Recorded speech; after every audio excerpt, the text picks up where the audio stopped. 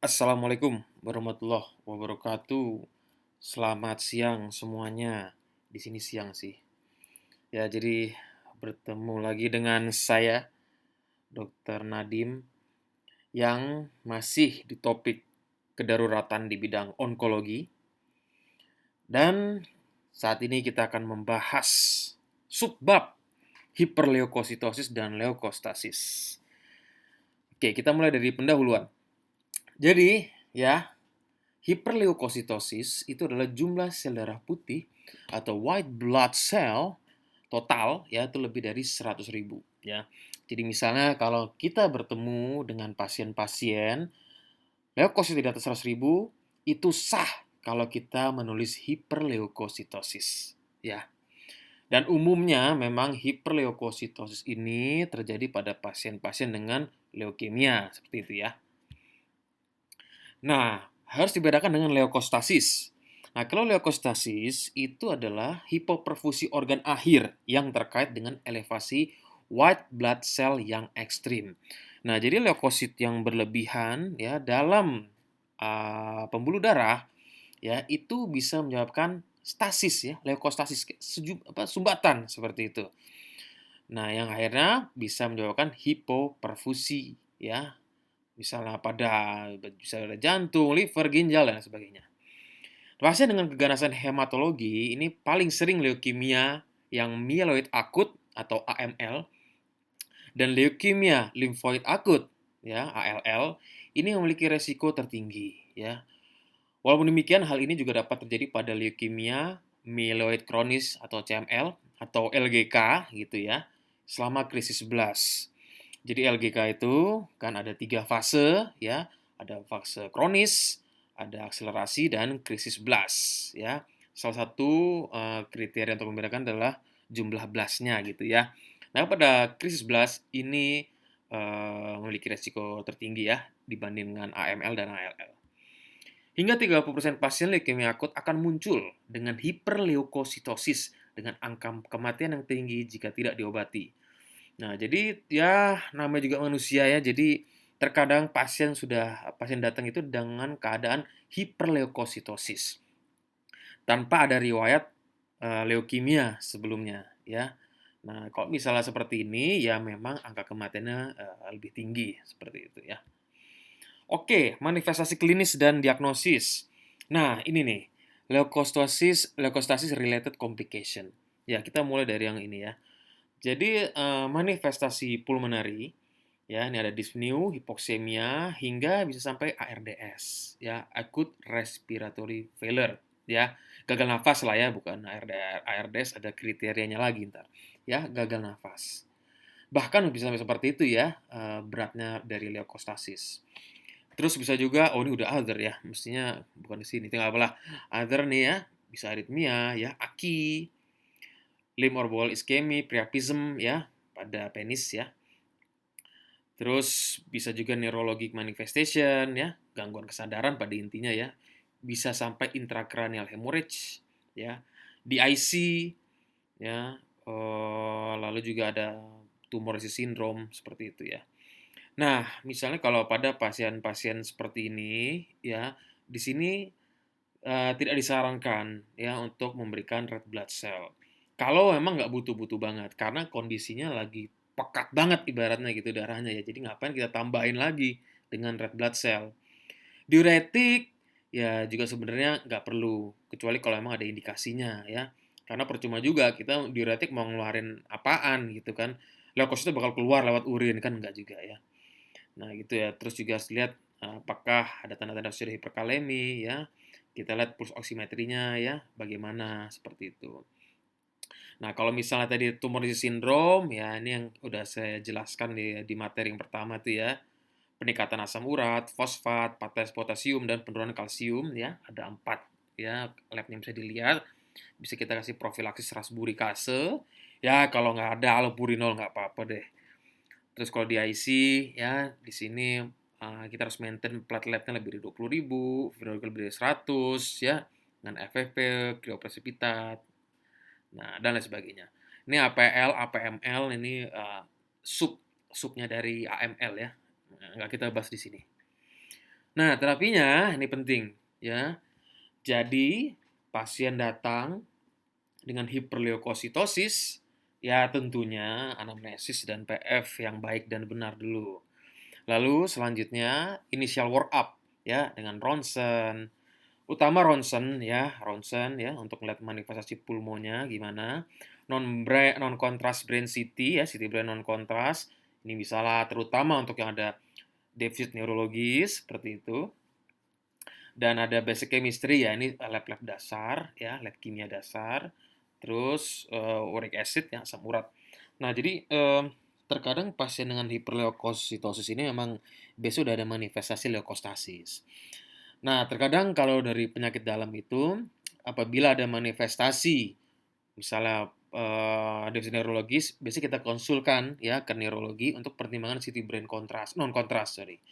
Lalu kalau misalnya ada gangguan visual disturbance, ya kita bisa konsulkan ke bagian mata ya untuk funduskopi dan lain sebagainya. Lalu kalau yang lain-lain ya, mungkin seperti ginjal seperti itu kita bisa lakukan pemeriksaan dasar ya tadi ya, basic chemistry, rosentorak untuk pulmonya. Nah, apabila seperti ini, langkah pertama ya tentu kita harus stabilisasi dulu ya. Karena ini kan kedaruratan. Ya, seperti yang dibahas-bahas sebelumnya, stabilisasi dulu. Salah satunya dengan IV fluids ya, IV fluids. Nah, oke. Tanpa potasium atau kalsium, seperti itu. Jadi kita berikan sama kita sembari berikan urate lowering drugs ya ralpurinol, aspurikase seperti itu. Nah, di sini kita lihat kalau asimptomatik ya, jadi misalnya pasien dengan leukosit di atas 100.000 tapi nggak ada gejala, ya kan? Berarti ya memang sudah kandidat untuk dilakukan kemoterapi, seperti itu ya. Ya ini pada pasien-pasien dengan leukemia. Ya memang kayaknya oleh leukositosis sudah pasti hampir kayaknya udah pasti barangkali ya. Ya kalau ada yang mau ngasih tambahan koreksi silakan di kolom komentar. Ya itu bisa lakukan definitif kemoterapi. Ya tergantung kemonya apa ya. Ya tergantung AML atau LGK dan lain sebagainya. Disesuaikan sesuai dengan diagnosis definitifnya. Apabila simptomatik, nah kalau simptomatik ini berarti ada tanda-tanda leukostasis. Seperti itu. Kalau ada leukosit tadi ya, yang sebelum saya jelaskan itu. Atau leukositnya lebih dari 200.000. Nah, jadi kalau misalnya lebih dari 100.000 tapi nggak ada gejala, ya udah nggak apa-apa. Tapi kalau nggak ada gejala, tapi leukositnya di atas 200.000, ya kan di sini kan OR ya, jadi bisa simptomatik atau leukositnya lebih dari 100.000. Nah, ini bisa kita langsung inisiasi dengan leukoferesis, ya, dengan tujuan untuk mengurangi leukosit tentunya seperti itu. Lalu berikutnya, apabila memang ada gejala dan tanda dari gagal jantung, ya, dan juga ada anemia yang berat kurang dari 6, ya. Apabila iya, maka kita harus mempertimbangkan di sini ada transfusi exchange transfusi, ya, transfusi tukar, ya, baik parsial ataupun tidak. Apabila tidak ada gejala seperti gagal jantung dan juga anemia, maka bisa kita cukup memberikan transfusi dengan target HB 6 sampai 7 seperti itu ya. Jadi kalau misalnya di atas 7 walaupun memang sudah tergolong anemia ya kan. Ya pokoknya di atas 7 tapi pokoknya di bawah 12 gitu ya. Pokoknya anemia lah tapi nggak berat.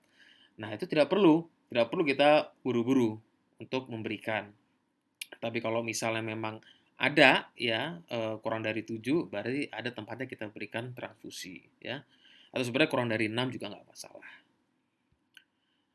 Nah, kita lanjutkan dengan sindrom hiperviskositas. Nah, ini kumpulan gejala yang disebabkan oleh peningkatan viskositas darah.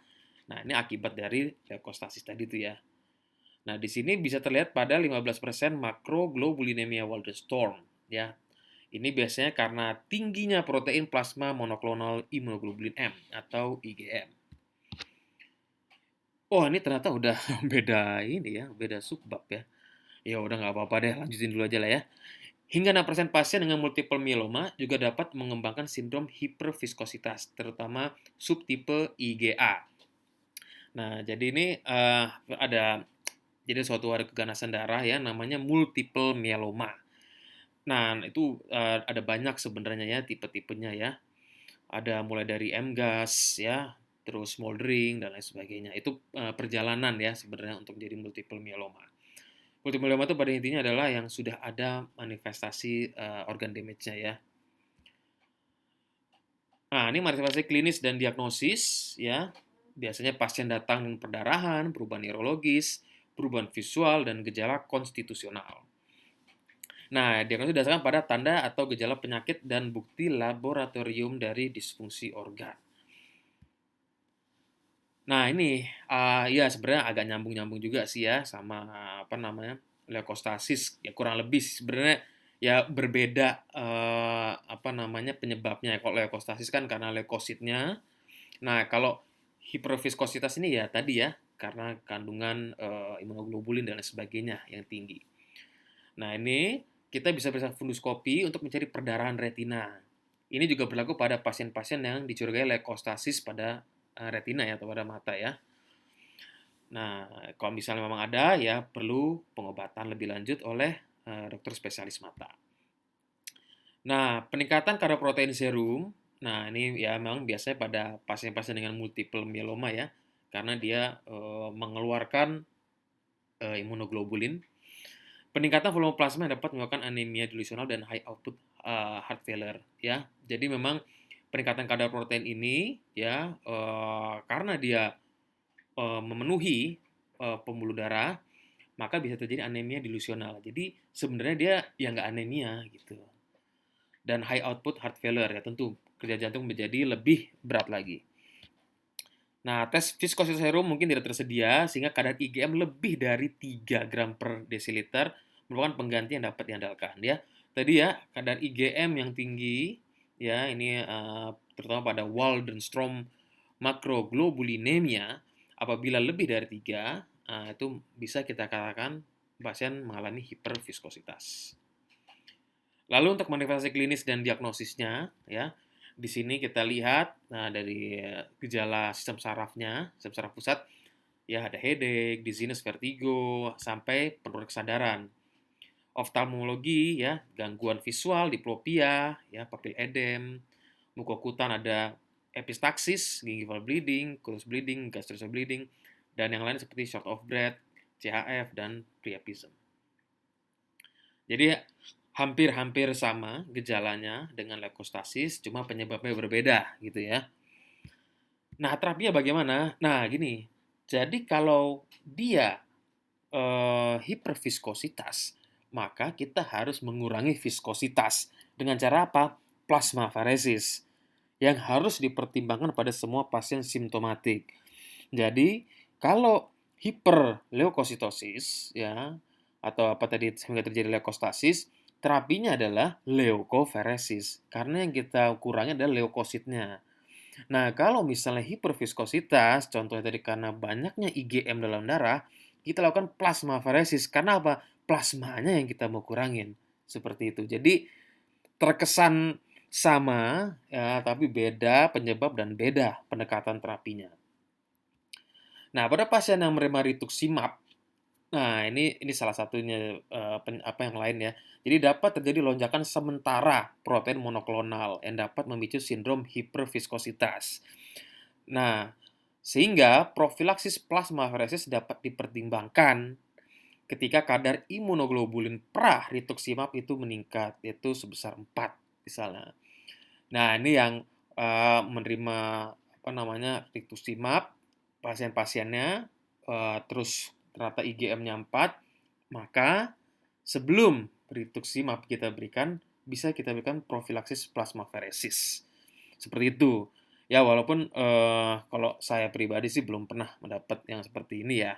Tapi bisa dipertimbangkan sebenarnya kondisi-kondisi untuk dilakukan profilaksis plasmaferesis. Transfusi darah harus dihindari ya jika memungkinkan sampai viskositas telah dikurangi. Ya, seperti yang tadi itu.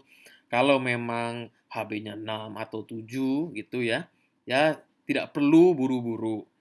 Ya, kita perlu pentingkan dulu untuk menangani hiperviskositas itu dulu. Jika sudah, baru kita berikan transfusi darah. Karena kan membuat darah semakin ini ya, makin kental ibaratnya gitu ya.